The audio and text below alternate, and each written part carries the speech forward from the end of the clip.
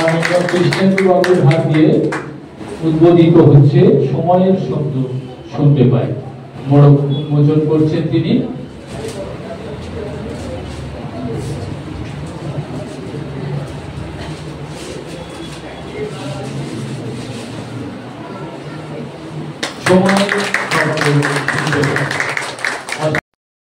বলার কিছু নেই, কারণ কবি তার ভোরে কবিতা লিখে একটা ভাবনা চিন্তা নিয়ে লিখে।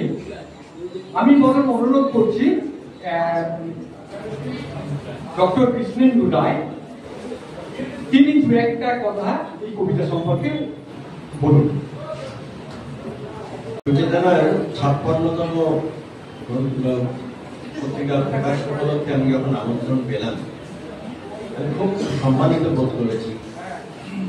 তাই সুচেতনার কর্মকর্তাদের এবং উপস্থিত সুধীজনেদের সবাইকে আমার সকৃতজ্ঞ ধন্যবাদ।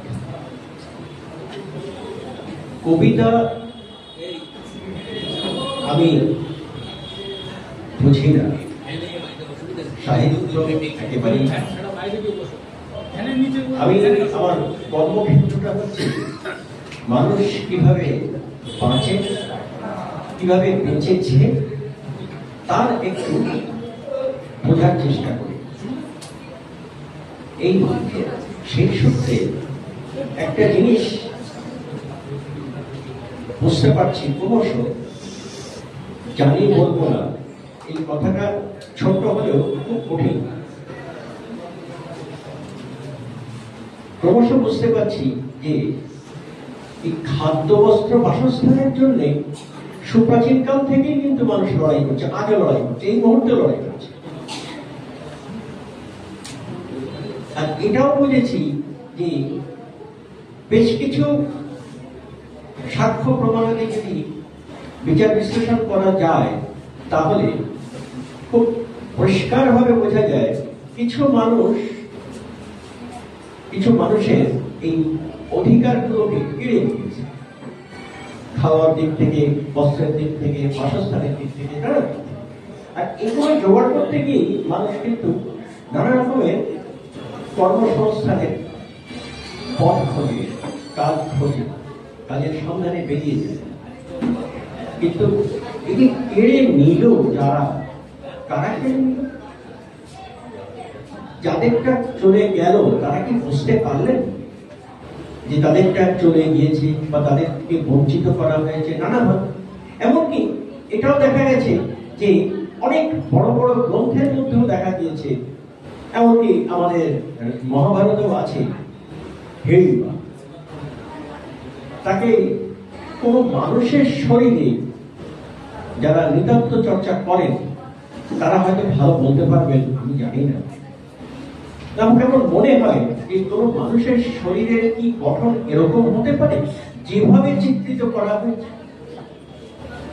কাজেই এই ধরনের একটা তাচ্ছিল্য ভাব, কিছু মানুষকে দূরে সরিয়ে রাখা, কিছু মানুষকে তার অধিকার থেকে বঞ্চিত করা, তাকে একেবারে সমাজের আর এক প্রান্তে সরিয়ে দেওয়া, এই ব্যাপারটা সেই মানুষগুলো কি বুঝতে পারছে? এখানেই আসছি, যারা কায়িক স্তরে বাঁচার জন্য লড়াই করছেন তাদেরকে একটু বুঝিয়ে দেন যারা সেই সব মরণশীল মানুষ, যাকে আমরা কবি, সাহিত্যিক, প্রবন্ধকার, গল্পকার, ঔপন্যাসিক নানা নামে অভিহিত করি। এই মানুষগুলোই আমাদেরকে বা যাদেরকে বঞ্চিত করা হয়েছে তাদেরকে বুঝিয়ে দেন যে কিভাবে তোমরা বঞ্চিত হয়েছে।